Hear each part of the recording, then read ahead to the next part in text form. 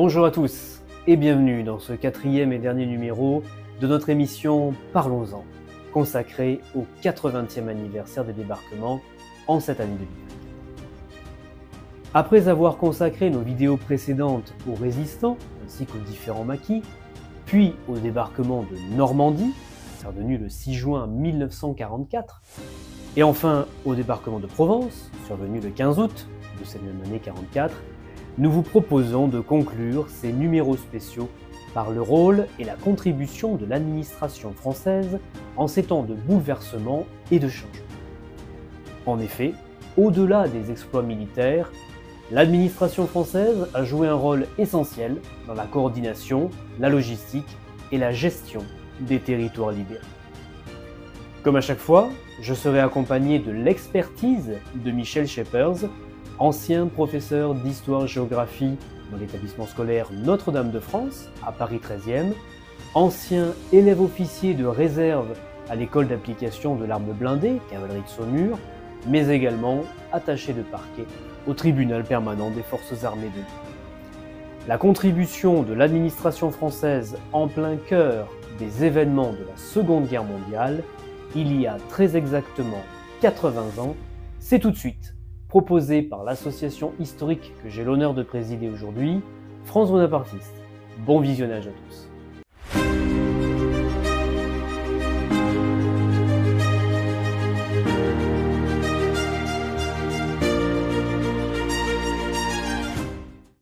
Eh bien Michel, bonsoir. Je vous remercie une fois encore d'avoir accepté notre invitation. Nous allons conclure aujourd'hui notre fameuse série sur ce 80e anniversaire des débarquements, après avoir analysé les résistants, les différents maquis dans notre première émission. On a vu également le débarquement de Normandie, puis celui de Provence. Nous allons voir ensemble aujourd'hui, pour conclure cela, la contribution de l'administration française, parce que oui, il n'y a pas que les œuvres militaires, il y a aussi tout l'aspect de l'administration. C'est ce que vous allez nous expliquer aujourd'hui, et nous sommes parfaitement à votre écoute. Michel, je vous laisse la parole. Merci. Bonjour à tous. Je vais donc aujourd'hui, pour conclure ce cycle de conférences, parler de la mise en place de nouvelles autorités par le général de Gaulle et son gouvernement à la libération. En 1944, mesure de la libération du pays, opérée conjointement par l'armée américaine, l'armée britannique, l'armée française d'Afrique, avec le concours des forces françaises de l'intérieur, le général de Gaulle a mis en place des hommes à lui pour remplacer les préfets et les sous-préfets de Vichy compromis avec l'occupant. Il n'avait pourtant aucune légitimité politique élective pour le faire. Et d'ailleurs, c'est bien ce que lui reprochait le président américain Roosevelt. Mais il a réussi quand même dans son entreprise, malgré l'opposition de Roosevelt. Et cette mise en place de nouvelles autorités à la libération a permis d'opérer une transition entre le régime de Vichy, compromis par sa collaboration avec l'Allemagne nazie, et la Quatrième République. Et cette mise en place a eu trois conséquences positives, à mon avis. Première conséquence positive, cette mise en place de nouvelles autorités par De Gaulle et son gouvernement, ça a permis d'éviter un chaos politique en France, dont le Parti communiste français, qui était puissant dans la résistance, aurait pu profiter pour tenter éventuellement de créer en France une atmosphère de révolution, que l'on songe par exemple à la Commune de Paris en 1871, une atmosphère de révolution qui lui aurait permis éventuellement de prendre le pouvoir. Ensuite, deuxième conséquence positive, ces nouvelles autorités ont permis à la France d'éviter d'être placée, comme le voulait le président américain Roosevelt, sous le régime, à vrai dire, humiliant de l'administration militaire des territoires occupés. L'administration militaire alliée des territoires occupés, c'est ce qui a été le cas de l'Allemagne, pays vaincu en 1945. Et si ça avait été le cas pour la France n'aurait pas pu retrouver en 1945, à la fin de la guerre, son rang de grande puissance. Et enfin, cette mise en place d'autorités administratives civiles fidèles au gouvernement général de Gaulle, ça a eu une utilité militaire. Ça a évité aux généraux alliés de devoir s'occuper de l'administration de la France, et donc ils ont pu se décharger de ces tâches civiles sur les hommes mis en place par de Gaulle, qui ont très bien fait leur travail, et donc ces officiers alliés ont pu se consacrer exclusivement à leurs tâches militaires, ô combien prioritaires. Historiquement, c'est vrai, De Gaulle n'a dirigé la France en étant élu que que de 1959 à 1969. Mais il a toujours considéré qu'il était, pendant la guerre, le détenteur de la légitimité nationale, dès le 18 juin 1940. Il a toujours distingué la légitimité de la légalité. À ses yeux, peu importait de savoir si Pétain, en juillet 1940, avait reçu légalement ou pas les pleins pouvoirs de la Chambre des députés et du Sénat.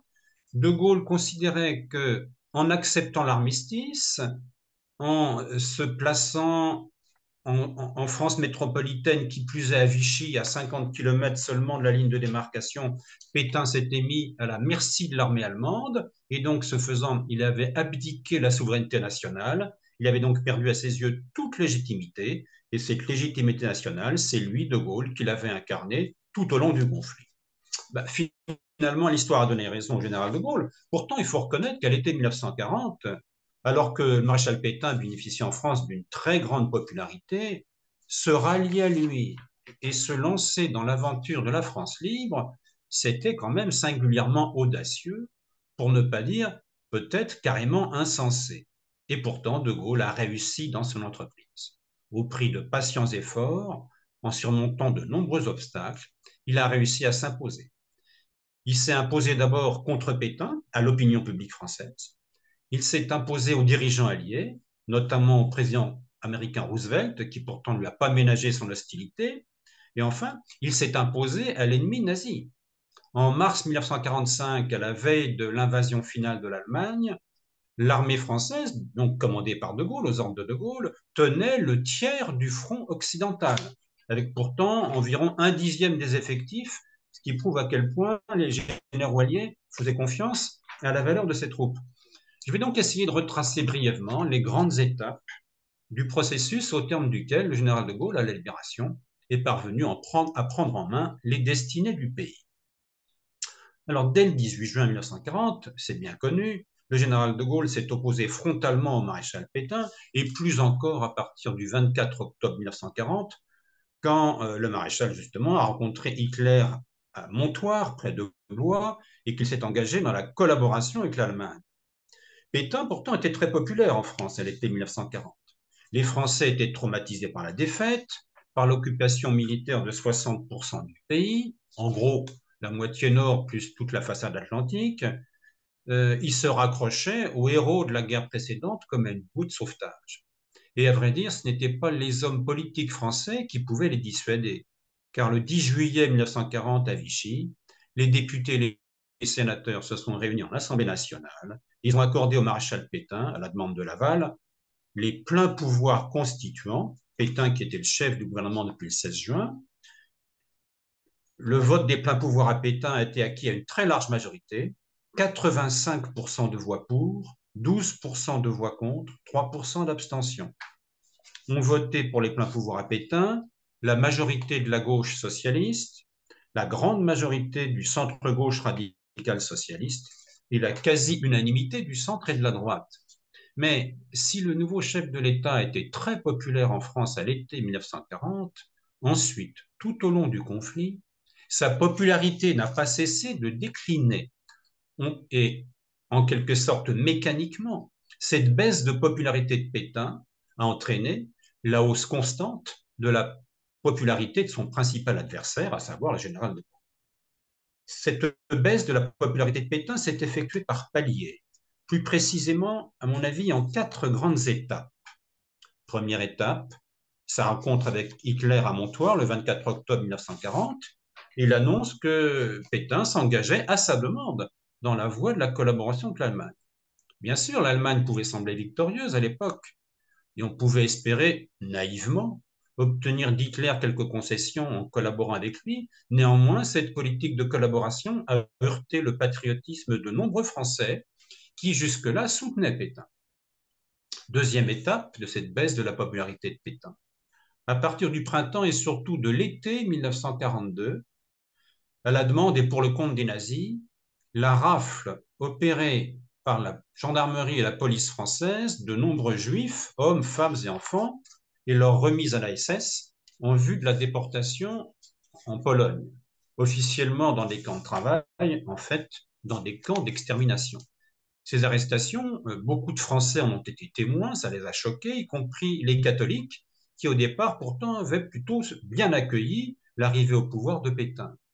D'ailleurs, le 22 juillet 42, quelques jours après la rafle dite du Veldiv, la grande rafle à Paris, le cardinal Suard, archevêque de Paris, a écrit une lettre de protestation officielle au maréchal Pétain au nom de ses collègues archevêques et cardinaux français. Alors, c'est vrai que cette lettre de protestation n'a pas été rendue publique, contrairement, comment dirais-je, aux lettres des évêques de Toulouse, de Montauban, à celle de l'archevêque de Lyon, mais pourtant, de nombreux catholiques, notamment à Paris, en ont eu des échos. Troisième étape, celle-là a été décisive dans cette perte de popularité. Le refus du maréchal Pétain d'écouter ses généraux le 11 novembre 1942 lors de l'invasion de la zone libre, à la suite du débarquement des troupes anglo-américaines en Afrique du Nord. Alors qu'une colonne allemande marchait sur Vichy, les généraux de l'état-major de Pétain lui ont demandé avec insistance de prendre l'avion, de gagner Alger et de reprendre la guerre à la tête de l'armée d'Afrique, aux côtés des Américains. Les Américains l'auraient accueilli à bras ouverts, à Alger, le maréchal Pétain, l'armée d'Afrique l'aurait accueilli en héros, mais il n'a pas voulu. J'ai déjà eu l'occasion de le dire, il avait décidé une bonne fois pour toutes, en juin 1940, de ne jamais chercher à quitter le territoire métropolitain. Dès lors, il a été prisonnier des Allemands. D'ailleurs, c'est Laval qui a pris le contrôle du régime de Vichy, c'était plus Pétain, et c'est Laval qui a appliqué la politique que finalement lui dictait l'Allemagne. Alors, ça veut dire quoi? Ça veut dire que tous les Français vraiment patriotes qui jusque-là souvent continuaient à faire confiance à Pétain, eh bien, ils ont cessé de soutenir Vichy.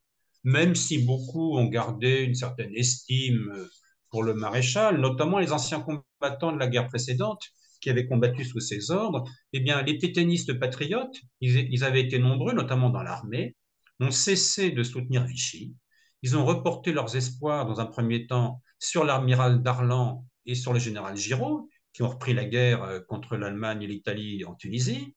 Puis en 1943, ils ont reporté leurs espoirs sur le Comité français de libération nationale, dont je vais avoir l'occasion de parler, co-présidé par Giraud et de Gaulle. Et finalement, à partir de la fin de l'année 1943, eh bien, ils ont reporté leurs espoirs sur le seul général de Gaulle, à partir du moment où le général Giraud a été évincé du Comité français de libération nationale. Enfin, quatrième et dernière étape de la baisse de popularité du maréchal Pétain et du régime de Vichy, au début de l'année 1943, la création de la milice française le 30 janvier et la mise en place du service du travail obligatoire en Allemagne le 16 février. Ces deux mesures étaient exigées par l'Allemagne et elles ont été en France extrêmement impopulaires. Alors, les autorités nazies ne faisaient aucune confiance, je l'ai déjà dit, à la gendarmerie française pour aider l'armée allemande à lutter contre les résistants. Beaucoup de gendarmes français, d'officiers de gendarmerie français étaient en lien avec la résistance, d'où une convocation de Laval en Allemagne par Hitler en décembre 1942. Et Hitler a exigé de Laval la création en France d'une police supplétive pour seconder l'armée allemande dans sa lutte contre les résistants français. Alors, cette police auxiliaire a été créée par Joseph Darnan au début de l'année 1943 sous le nom de Milice française.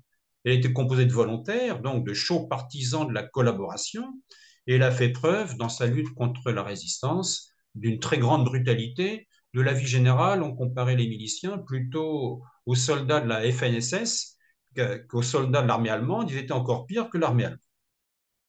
Cette milice est devenue extrêmement impopulaire. Évidemment, l'impopularité a rejailli sur le régime de Vichy. Et ce qui a porté à son comble cette impopularité, c'est donc le STO, qui a déporté en Allemagne plus de 500 000 jeunes travailleurs français. D'ailleurs, j'ai eu l'occasion de le dire, beaucoup de jeunes Français ont été réfractaires au STO et sont allés rejoindre les rangs des forces françaises de l'intérieur. Cela dit, si De Gaulle n'a pas cessé de gagner en popularité tout au long de la guerre, il ne faudrait pas croire qu'il s'est contenté d'assister à la baisse de la popularité de Pétain. Il n'est pas resté inactif, loin de là, pas plus que les hommes qui l'ont rejoint à Londres à l'été 1940.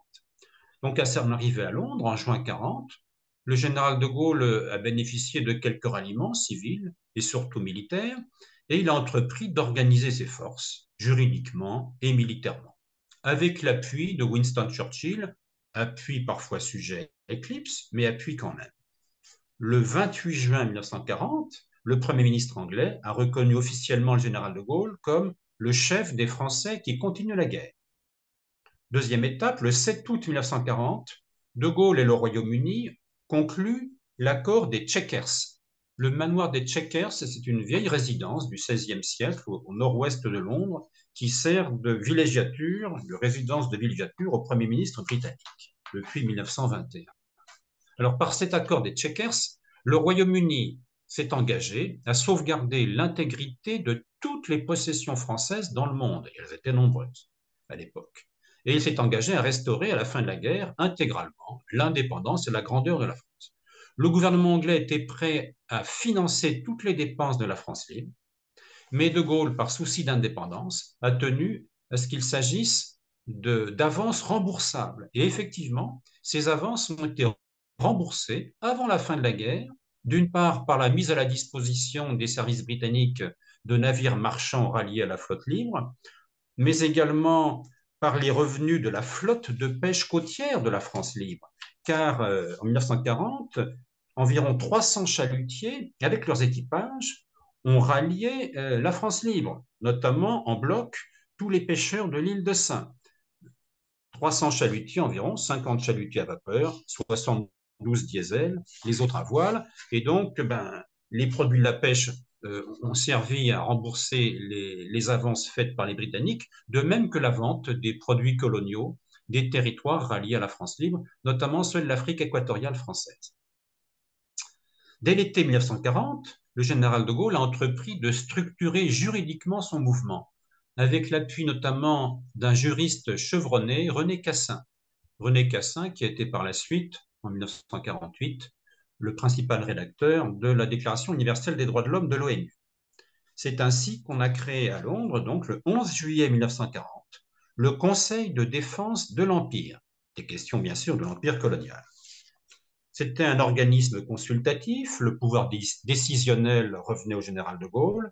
Ses principaux membres, nommés par lui, ont été le général Catroux, un général d'armée, qui s'est rallié à de Gaulle dès juin 1940, malgré l'infériorité de grade de Gaulle, qui n'était que, comment dirais-je, général de brigade. Deuxième membre du Conseil de défense de l'Empire, le général de l'Armina, un général de brigade, rallié lui aussi en juin 1940. Troisième membre, Félix Eboué, gouverneur du Tchad d'origine guyanaise, qui a joué un grand rôle durant l'été 1940 avec le colonel Leclerc pour le ralliement à de Gaulle de toute l'Afrique équatoriale française. Et enfin, quatrième membre du Conseil de défense de l'Empire, le colonel Leclerc en question. L'année suivante, en 1941, le Conseil de défense de l'Empire a cédé la place au Comité national français, créé par une ordonnance du général de Gaulle le 24 septembre 1941. Il était présidé par le général et composé de commissaires, nommés par décret. Sa mission est bien élaborer des ordonnances, des sortes de lois par conséquent, signées et promulguées par le chef de la France libre, et ces ordonnances avaient vocation par la suite d'être ratifiées par le peuple français et ses représentants dès que la libération aurait rendu les choses possibles. Alors, tenant lieu de gouvernement provisoire, ce comité national français siégeait à Londres, aux 4 Carlton Gardens, mais aussi à Brazzaville, au Congo français, rallié donc à la France libre dès le mois d'août 1940. Cela dit, bien sûr, la structuration juridique de la France libre, ça a été quelque chose d'important, mais l'essentiel, ça a été quand même, évidemment, le domaine des actions militaires. Alors, dès le 1er juillet 1940, de Gaulle a créé officiellement les forces françaises libres.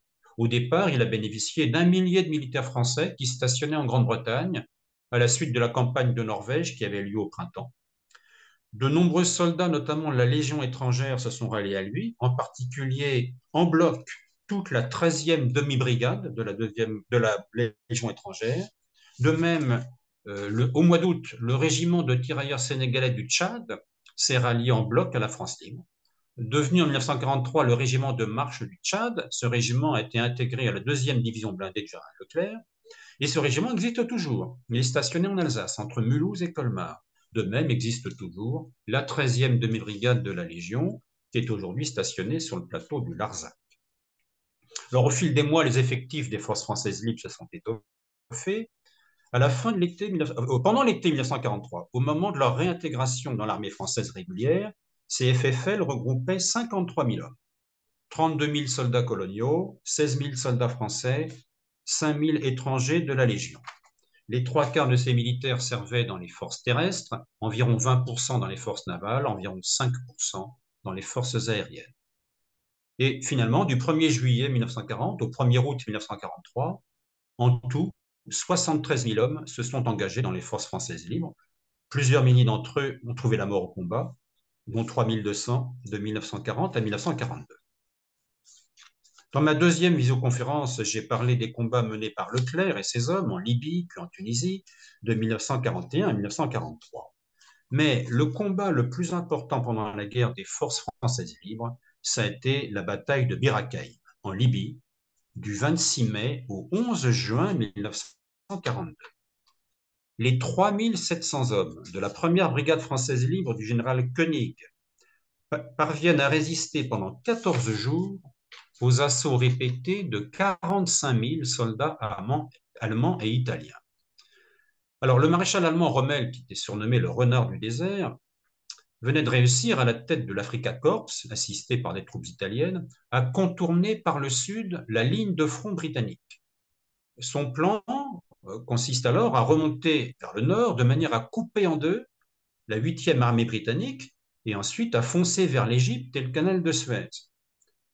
S'il y était parvenu, ce sont toutes les positions britanniques au Moyen-Orient, de l'Égypte à l'Irak, qui se seraient effondrées. Ça aurait été absolument dramatique pour la cause alliée. Mais la première brigade française libre de Koenig tient bon, à l'admiration du monde entier, à commencer par les généraux allemands eux-mêmes. Rommel quitte son quartier général et vient lui-même sur place pour coordonner les assauts contre la garnison française, qui est désormais complètement encerclée. En fait, il ne peut pas se permettre de laisser sur ses arrières, alors qu'il veut remonter vers le nord, une force ennemie aussi dangereuse. Mais rien n'y fait, toutes les attaques allemandes et italiennes échouent. La résistance des hommes de Koenig, notamment celle de la 13e demi-brigade de la Légion et celle du bataillon du Pacifique, ces hommes venaient de Nouvelle-Calédonie et de Polynésie française, cette résistance a permis aux Britanniques de se ressaisir et de se replier en bon ordre vers leur position d'El Alamein en Égypte. Et finalement, dans la nuit du 11 juin, la garnison française a reçu l'ordre d'évacuer la position et d'essayer de rejoindre les forces britanniques. Eh bien, la plus grande partie des hommes de Koenig a réussi à le faire. De nuit, elle a réussi à rompre l'encerclement, à percer successivement les 3 lignes italo-allemandes et à rallier les Britanniques. Les soldats de l'Axe ont perdu plus de 3 500 hommes, tués, blessés ou capturés. Selon les estimations de Pierre Messmer, qui à l'époque combattait comme capitaine dans la Légion étrangère, donc à Bir Hakeim, la garnison française, elle, n'a perdu qu'1 millier d'hommes, dont 600 prisonniers qui n'ont pas réussi à évacuer la position. Pierre Messmer, qui, je le rappelle, a été ministre des Armées du général de Gaulle de 1960 à 1969, puis ensuite Premier ministre de Georges Pompidou de 1972 à 1974. Alors, le retentissement de la victoire française de Bir Hakeim a été considérable, partout dans le monde. Le maréchal Rommel a noté dans son carnet de guerre que jamais en Afrique du Nord, il ne s'était heurté à une résistance ennemie aussi opiniâtre. Et quelques jours après cette bataille d'El Alamein, Hitler lui-même a déclaré à ses généraux « Les Français sont les meilleurs soldats du monde après les Allemands, Bir Hakeim en est la preuve ».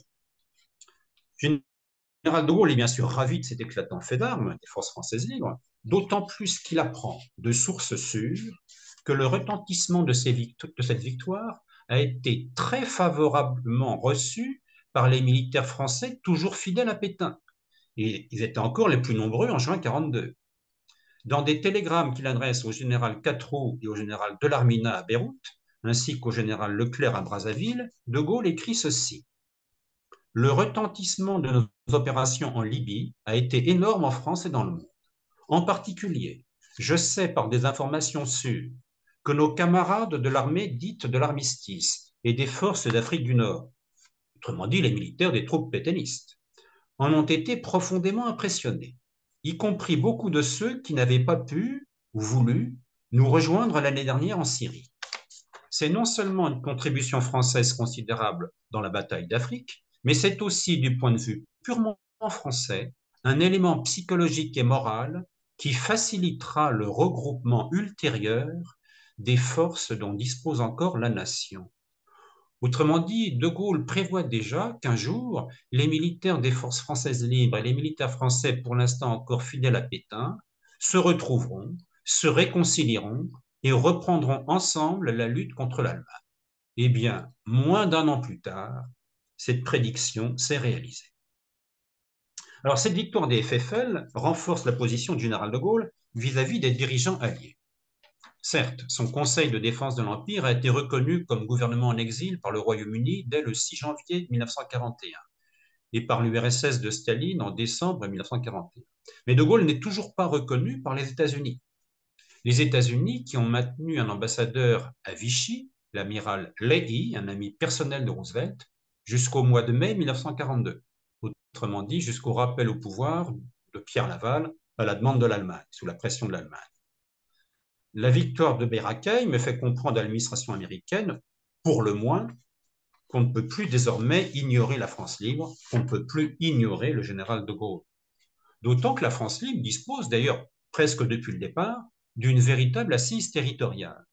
En effet, se sont successivement ralliés à elle les Nouvelles Hébrides, un condominium franco-britannique dans l'océan Pacifique, dès le mois de juillet 1940, ensuite le Tchad, la partie française du Cameroun, le Congo français, l'Oubangui-Chari, l'actuelle République centrafricaine, dès le mois d'août 1940, la Polynésie française, les établissements français des Indes, la Nouvelle-Calédonie en septembre 1940, le Gabon en novembre 1940, ce qui a achevé le ralliement à la France libre de toute l'Afrique équatoriale française, les mandats français de Syrie et du Liban en juin 1941, et finalement l'archipel de Saint-Pierre-et-Miquelon, près de Terre-Neuve, au large du Canada, en décembre 1941.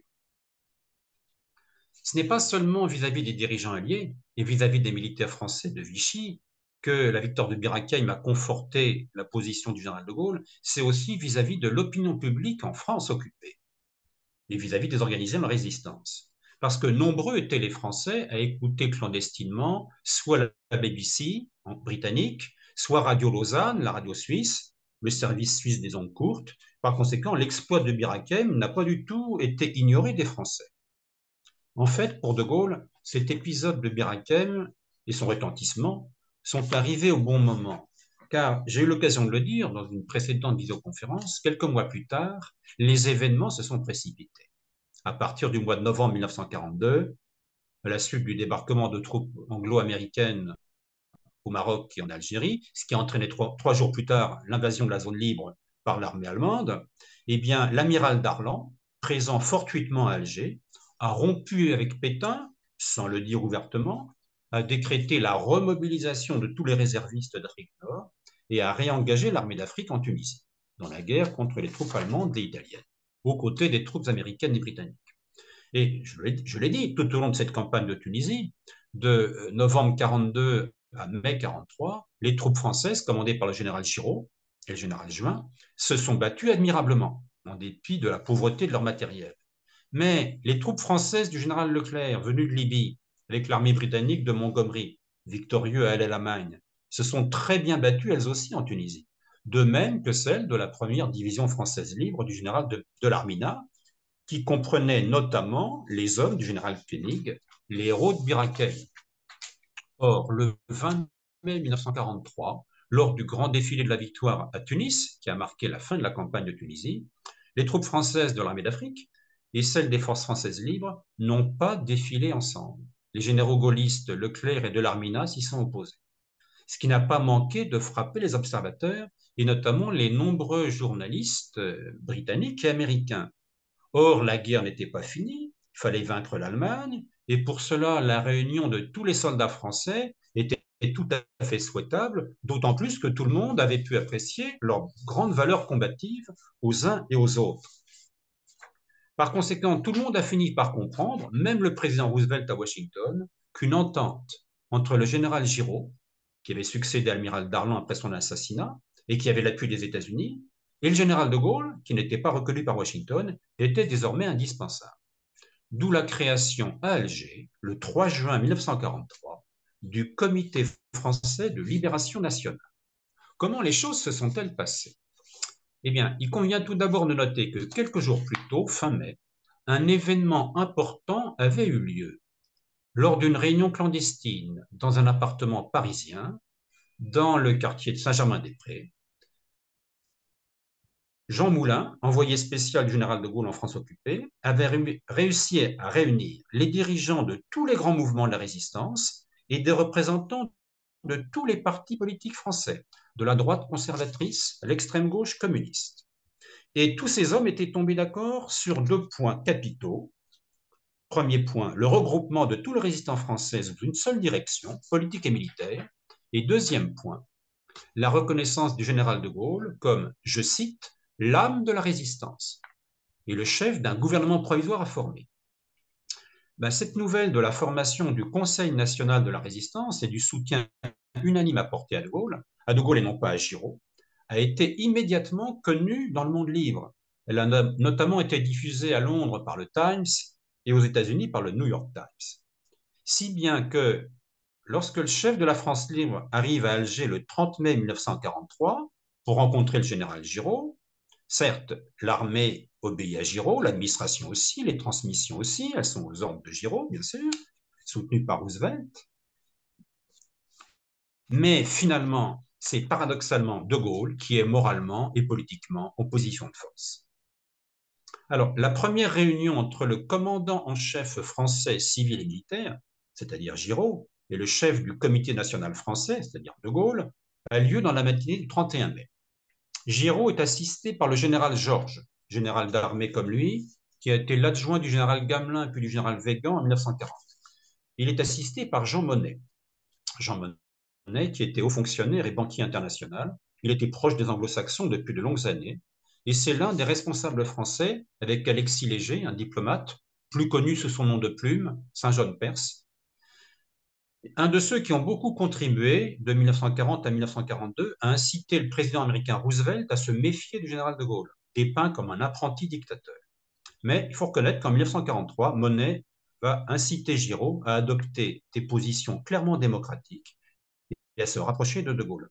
Jean Monnet sera par la suite, avec Robert Schuman, ministre des Affaires étrangères, ministre démocrate chrétien des Affaires étrangères, à l'origine de la création en 1951 de la Communauté européenne du charbon et de l'acier, devenue en 1957 la Communauté économique européenne et transformée en 1992 en Union européenne.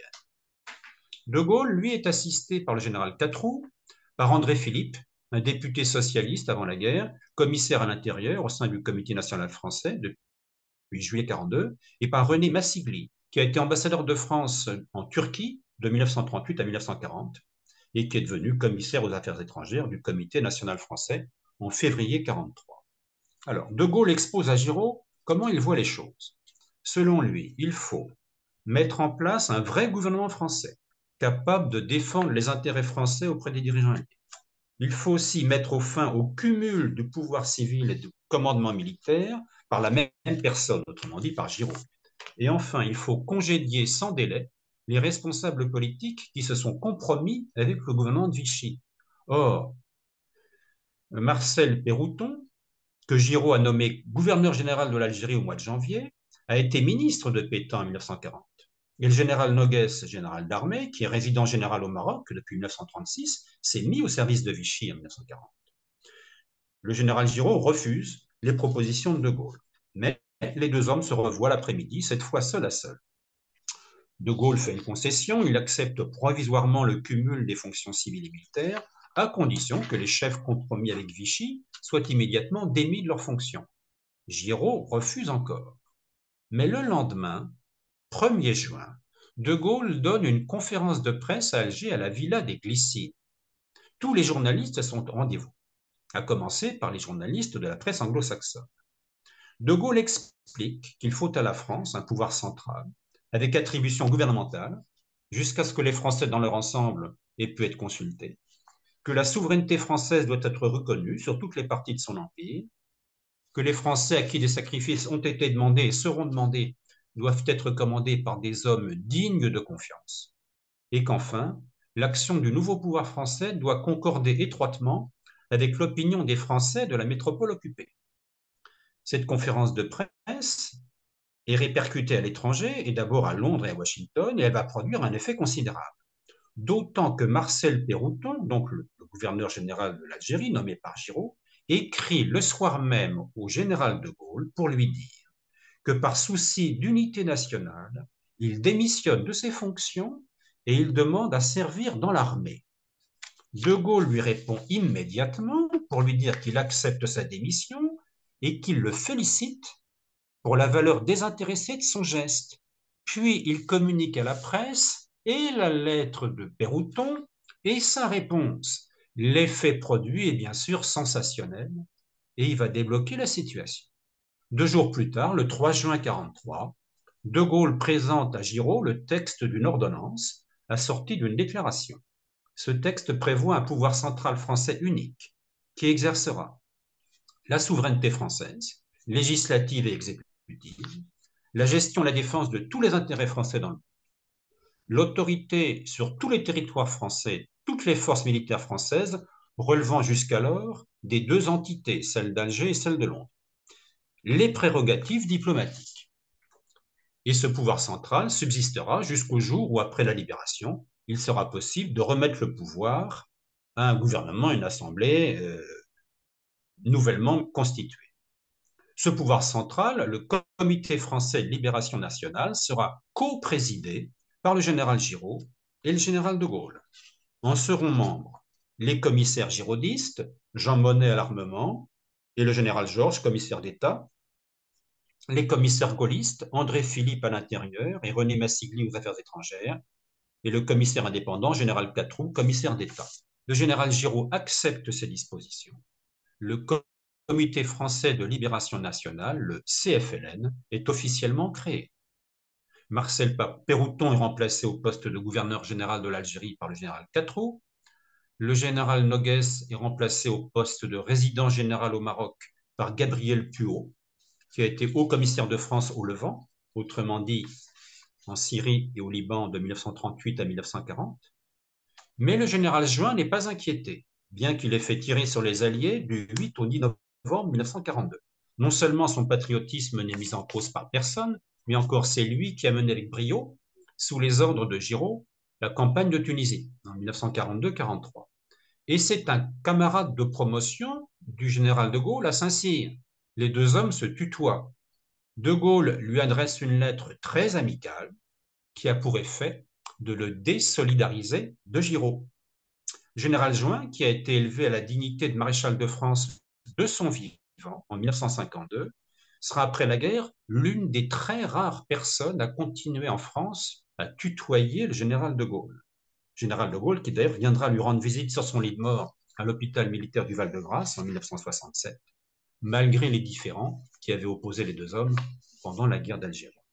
Au départ, les séances du CFLN sont présidées alternativement par le général Giraud et par le général de Gaulle. Mais de Gaulle n'est pas satisfait de ce système et il reproche à Giraud de ne pas être en phase avec l'opinion publique en France, qui à vrai dire soutient de Gaulle de plus en plus. Il lui reproche d'être trop lié encore avec des hommes de Vichy, d'anciens responsables de Vichy, et il lui reproche d'être trop soumis aux Américains. Cela dit, du 2 au 31 juillet 1943, le général Giraud part effectuer un voyage aux États-Unis, au Canada et en Grande-Bretagne. C'est un voyage militairement fructueux, car il a de bonnes relations avec Roosevelt, ce qui va lui permettre d'obtenir pour l'armée d'Afrique une aide militaire très importante, mais c'est un voyage qui va le desservir politiquement, car en son absence, le prestige et l'autorité du général de Gaulle au sein du CFLN ne font que se renforcer. Le CFLN qui d'ailleurs connaît plusieurs élargissements, d'autres personnalités le rejoignent. Par ailleurs, le 15 juillet 1943, les Antilles françaises se rallient au CFLN, qui avait déjà le contrôle de l'Afrique occidentale française grâce au général Giraud. Ce qui veut dire que la France combattante exerce désormais sa souveraineté sur toutes les colonies françaises, à l'exception de celle d'Indochine. Le 1er août 1943, les forces armées du général Giraud et celles du général de Gaulle fusionnent officiellement les forces françaises libres cessent juridiquement d'exister, elles sont réintégrées dans l'armée française régulière. Concrètement, elles sont intégrées à l'armée d'Afrique. Le 4 août, Giraud, qui est désormais affaibli politiquement, accepte un décret qui substitue au sein du CFLN la présidence spécialisée à la présidence alternée. À Giraud, l'autorité dans le domaine militaire, à De Gaulle, le pouvoir politique. Le système convient à Giraud, général d'armée qui n'aime pas la politique, mais c'est un premier pas vers son éviction du CFLN, car le militaire est soumis aux politiques. Et désormais, au sein du CFLN, le pouvoir politique, c'est De Gaulle. Le 17 septembre, le CFLN adopte le principe de la formation d'une assemblée consultative provisoire, chargée de représenter le moins imparfaitement possible les sentiments des citoyens français. Elle va se réunir à partir du 3 novembre. Elle est composée d'une centaine de membres délégués, à savoir des représentants de la résistance, des représentants du Sénat et de la Chambre des députés qui ont réussi à gagner Alger, et des représentants des conseils généraux d'Algérie et des autres territoires français d'outre-mer.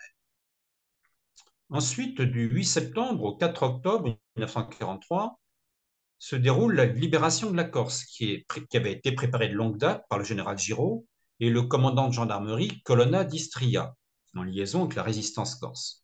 L'opération se traduit par un soulèvement généralisé des résistants locaux, aidé par l'envoi de quelques troupes de l'armée d'Afrique par Giraud et par le ralliement d'une partie des troupes italiennes d'occupation. C'est un grand succès. Les troupes allemandes sont contraintes d'évacuer l'île, après y avoir perdu 1 millier de tués et 400 prisonniers. Mais Giraud, au départ, n'a prévenu personne au CFLN, pas même De Gaulle, qui est furieux. Étant désormais le chef politique du CFLN, il obtient le 9 novembre que Giraud en soit exclu. Le général Giraud reste commandant en chef de l'armée, car De Gaulle apprécie ses compétences militaires. Mais comme le poste de commandant en chef va être supprimé en avril 1944, Giraud refuse le poste d'inspecteur général de l'armée que De Gaulle lui proposait et il se retire complètement. Le général De Gaulle est donc désormais le seul chef de la France combattante. Alors, le 21 avril 1944, le CFLN adopte un principe important. Sur proposition de l'Assemblée consultative provisoire, il prend une ordonnance prévoyant qu'à la libération du pays, le droit de vote sera accordé aux femmes françaises. Et d'ailleurs, c'est là sa dernière décision importante, car le 3 juin 1944, là encore sur proposition de l'Assemblée consultative provisoire, il se transforme, un an jour pour jour après sa formation, en gouvernement provisoire de la République française. C'est ce GPRF qui va diriger la France et son empire colonial jusqu'au mois d'octobre 1946, autrement dit jusqu'à la mise en place de la Quatrième République. Cette transformation du Comité français de libération nationale en gouvernement provisoire a pour effet de faire entrer le conflit entre le général de Gaulle et le président américain Roosevelt dans une phase active. Certes, le 26 août 1943, le CFLN avait été reconnu par les 3 grandes puissances alliées, mais en tant que simple comité. Le président des États-Unis est toujours aussi peu disposé à reconnaître le général de Gaulle comme le chef légitime d'un gouvernement français provisoire.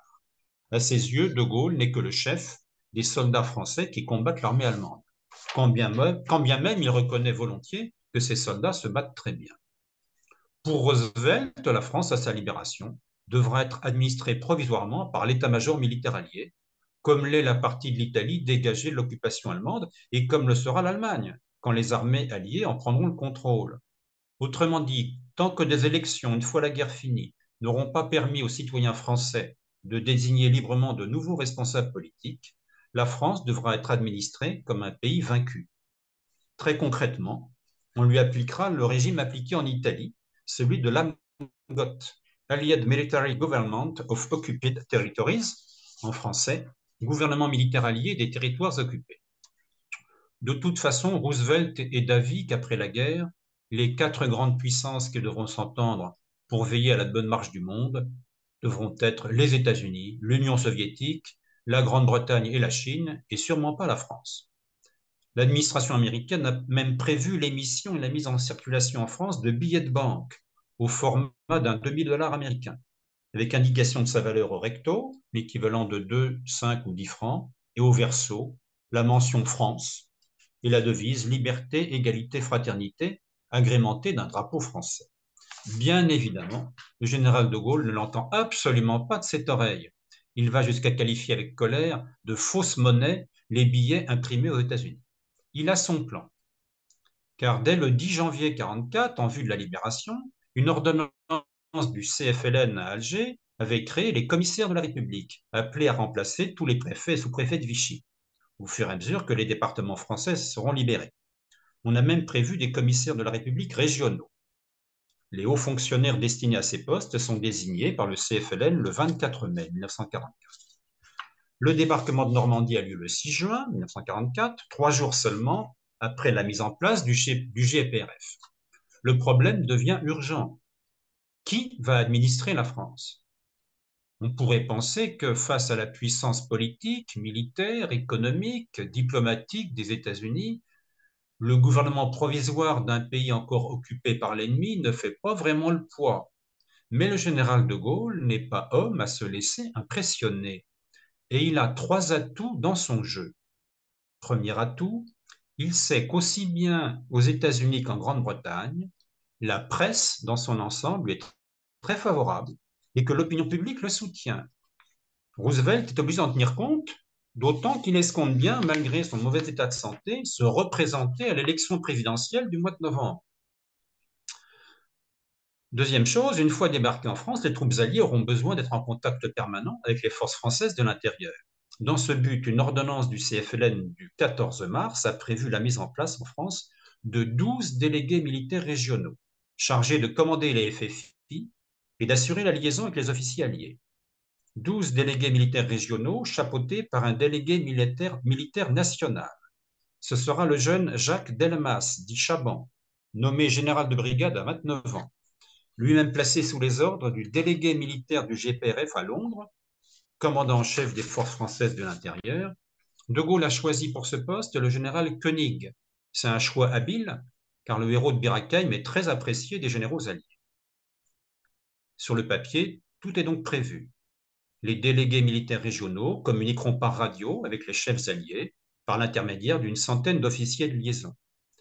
Mais De Gaulle fait pression sur Roosevelt et Churchill en menaçant de ne pas envoyer ces officiers de liaison.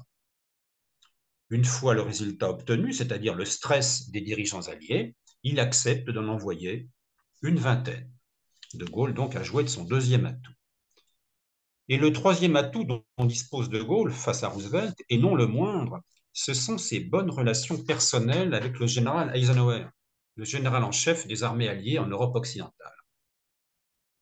Les premiers contacts entre les deux hommes à Alger ne se sont pas toujours bien passés. Mais De Gaulle a vite compris qu'Eisenhower était ligoté par les consignes politiques de Washington, que pour sa part, il était loin de toujours approuver. Et assez vite, une relation de confiance s'est établie entre les deux hommes, entre les deux officiers. De Gaulle a pris la mesure du talent et de la bonne volonté du général américain. Le 30 décembre 1943, avant de quitter Alger pour gagner Londres, afin d'y préparer les débarquements en France, Eisenhower vient rendre visite à De Gaulle. L'atmosphère est extrêmement cordiale. Le commandant en chef reconnaît qu'il a parfois mal jugé le chef du CFLN, qu'il a parfois été injuste envers lui. De Gaulle lui répond avec simplicité et en anglais, ce qui chez lui était tout à fait exceptionnel, You are a man. Il a l'intuition que désormais il pourra s'appuyer sur lui pour faire évoluer positivement la position américaine. Et de fait, c'est ce qui va se produire plus d'une fois jusqu'à la fin de la guerre. Exemple, les ordres de l'armée américaine étaient au départ, pour ne pas perdre de temps, de contourner l'agglomération parisienne en août 1944. À la demande de Gaulle, Eisenhower va accepter que Paris soit libéré par la 2e division blindée du général Leclerc. Deuxième exemple, en janvier 1945, alors qu'une puissante contre-attaque allemande menacera Strasbourg, qu'Eisenhower voudra faire évacuer pour réorganiser les troupes alliées, il acceptera que l'armée française s'y maintienne, malgré les risques militaires encourus, à la demande pressante du général de Gaulle. Troisième et dernier exemple, en mars 1945, alors qu'il était prévu que seules les armées britanniques et américaines devaient passer à l'attaque et envahir l'Allemagne, Eisenhower, à la demande de Gaulle, autorisera l'armée française du général Delattre de Tassigny, celle qui avait débarqué en Provence, le 15 août 1944, à franchir le Rhin et à pénétrer, elle aussi, en Allemagne. Dans l'immédiat, cette bonne entente entre Eisenhower et de Gaulle va aider ce dernier à s'imposer face à Roosevelt et face à Churchill, car Churchill, quand il avait à choisir entre de Gaulle et Roosevelt, choisissait toujours le parti du président des puissants États-Unis d'Amérique. C'est en venant lui-même sur le terrain que le général de Gaulle va parvenir à imposer son autorité en France aux chefs alliés. Le 14 juin au matin, le contre-torpilleur français La Combattante jette l'ancre au plus près de la plage de Courseulles-sur-Mer, dans le Calvados. Courseulles, le 6 juin, était dans le secteur canadien. Une embarcation amène au rivage le général de Gaulle, accompagné d'une équipe d'une dizaine d'hommes, civils et militaires. Il va d'abord rendre visite au général Montgomery dans son quartier général, puis il monte dans une jeep et il prend la direction de Bayeux, le général de Gaulle. Bayeux, qui est la première ville normande libérée par les Alliés et une des très rares villes de Normandie à n'avoir pas souffert des bombardements aériens. Arrivé dans un village, la jeep s'arrête, ce qui donne lieu à une scène amusante. Voyant deux généraux français, le général de Gaulle et le général Bétoir, à bord du véhicule, un groupe d'habitants enthousiastes accourt aussitôt. Mais beaucoup de Français n'ont aucune idée de ce à quoi ressemble le général de Gaulle. Ils n'ont encore vu aucune photo de lui. Ils voient assis côte à côte le général de Gaulle et le général Bétoir, général de corps d'armée à 4 étoiles, et ils prennent le second pour le premier. Mais à Bayeux, prévenu de son arrivée, la foule ne se méprend pas. Une foule considérable et enthousiaste. De Gaulle est respectueusement salué par le sous-préfet vichiste, qui a pris soin de décrocher le portrait officiel du maréchal Pétain, et par l'évêque de Bayeux et Lisieux. Puis il prononce un discours sur la place du château, où la foule s'est amassée. Des paroles simples et fortes, qui sont acclamées. L'ennemi est l'ennemi, le devoir est de le combattre. La France, elle aussi, remportera la victoire. Les journalistes anglais et américains présents en nombre ne s'y trompent pas. Le général de Gaulle bénéficie manifestement du soutien massif de la population française, contrairement à ce que prétendait Roosevelt. Et ils ne vont pas se priver de le faire savoir. La reconnaissance officielle du GPRF comme gouvernement légitime de la France est en marche. D'ailleurs, en partant, de Gaulle a laissé sur place à Bayeux un des hommes qui l'accompagnait, François Coulet, diplomate de formation, rallié à la France libre dès juin 1940. Il a servi dans l'armée, il a même été aide de camp du général de Gaulle pendant un an. Et il a aidé Charles Luizet, commissaire de la République nommé à Ajaccio, à établir l'autorité du CFLN en Corse au lendemain de sa libération en octobre 1943. De Gaulle le charge de remplacer le sous-préfet de Vichy, en attendant de pouvoir diriger toute la Normandie, en lui donnant pour consigne de ne pas faire de politique, mais de s'assurer que l'ordre soit maintenu et que la population soit ravitaillée. Eh bien, c'est exactement ce que souhaitent les officiers alliés des affaires civiles. Ils constatent que François Coulet et les autres hauts fonctionnaires nommés par de Gaulle, de plus en plus nombreux dans les semaines qui vont suivre, s'acquittent très bien de leurs tâches. Ils vont se reposer sur eux, trop heureux de pouvoir faire confiance à des administrateurs compétents, connaissant très bien le pays, et pour cause. Et l'état-major américain va en rendre compte au Pentagone. Roosevelt ne va plus pouvoir continuer longtemps à ne pas reconnaître le GPRF. D'autant moins que 2 mois plus tard, la chose est bien connue, le 26 août 1944, lendemain de la libération de Paris, le général de Gaulle, le général Leclerc et leurs entourages descendent l'avenue des Champs-Élysées en direction de la cathédrale Notre-Dame. Ce n'est pas un succès populaire, c'est un triomphe, une mer humaine qui acclame le libérateur de la patrie sous les objectifs des caméras de la presse anglo-saxonne. Le retentissement de l'événement est mondial. Cette fois, la cause est entendue. Ce sont bien le général de Gaulle et son gouvernement qui vont assumer les destinées de la France jusqu'à la victoire. La confirmation officielle arrive le 23 octobre 1944. Ce jour-là, les États-Unis d'Amérique et à leur suite le Royaume-Uni et l'Union soviétique reconnaissent officiellement le gouvernement provisoire de la République française comme étant le gouvernement français légitime. Et quand 2 jours plus tard, un journaliste demande à de Gaulle quelles sont ses impressions quant à cette reconnaissance, celui-ci lui répond simplement, d'une façon typiquement gaullienne, le gouvernement français est satisfait qu'on veuille bien l'appeler par son nom. Désormais, de Gaulle et son gouvernement sont solidement installés à Paris. Le gouvernement de Vichy s'est effondré. Les Allemands ont emporté les débris en Allemagne. À la tête du GPRF, au fur et à mesure que le territoire français est libéré, De Gaulle met en place des hommes à lui, excepté la milice. Toutes les institutions qui avaient servi Vichy bon gré mal gré se sont ralliées à lui, souvent avec enthousiasme, à commencer par la gendarmerie et la police. Contrairement à certains responsables de la résistance, De Gaulle estime qu'il ne faut sanctionner que les chefs qui se sont entendus avec l'occupant et ceux des exécutants qui ont fait du zèle dans la collaboration.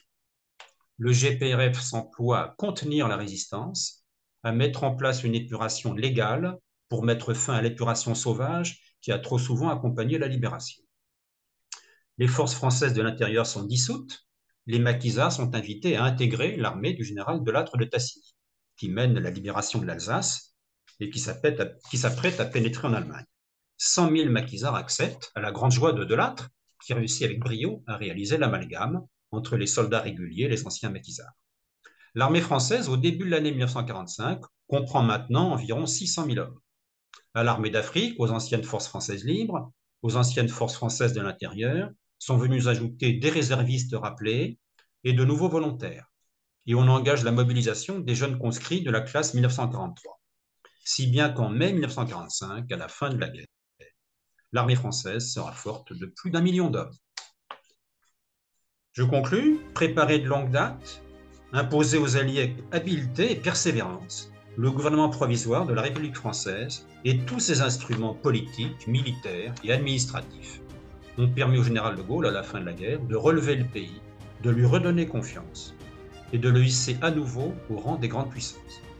Si le général français Delattre de Tassigny a pu signer à Berlin en mai 1945 avec les généraux britanniques, américains et soviétiques la capitulation allemande, si la France a obtenu des zones d'occupation militaire en Allemagne et en Autriche, si elle est aujourd'hui encore membre permanent du Conseil de sécurité de l'ONU, avec droit de veto, elle le doit en grande partie à l'œuvre de longue haleine accomplie par l'homme du 18 juin tout au long du conflit, avec l'aide d'hommes et de femmes de plus en plus nombreux qu'il a su convaincre de travailler avec lui au redressement du pays et à la victoire. Merci beaucoup Michel pour cette, encore une fois, entrevue de très grande qualité. Vous avez fait la conclusion parfaite, je pense, de toutes nos émissions. Et comme je vous l'ai dit, ce que j'apprécie pleinement tout au long, et maintenant que nos 4 entretiens sont terminés, c'est de se dire que l'armée française, l'administration française a toujours existé. Oui. Et ça me rappelle quand on avait demandé au général de Gaulle à l'hôtel de ville de prononcer que la République est restaurée et que mais elle n'a jamais cessé d'exister. Absolument. Voilà. Oui. Et voilà, ne pas oublier en effet qu'il y a eu des hommes exceptionnels. Alors on peut dire des hommes, on va dire normaux, qui ont eu un parcours anormal.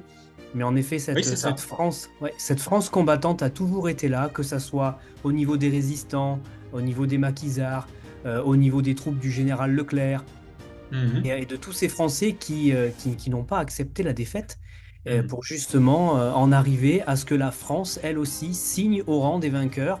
Et c'est très important ce que vous avez dit dans cette vidéo, c'est dire qu'en effet, la France n'a pas été ce que avait peut-être imaginé le président américain, quelque part un délégataire de l'Amérique. Non, la France est restée à son propre rang, et c'est ce que le général de Gaulle a toujours souhaité. Et il a su en effet s'accompagner de personnes qui avaient les valeurs de la France et de la République en elles, pour justement que la fin de la guerre se termine en victoire pour la France aussi.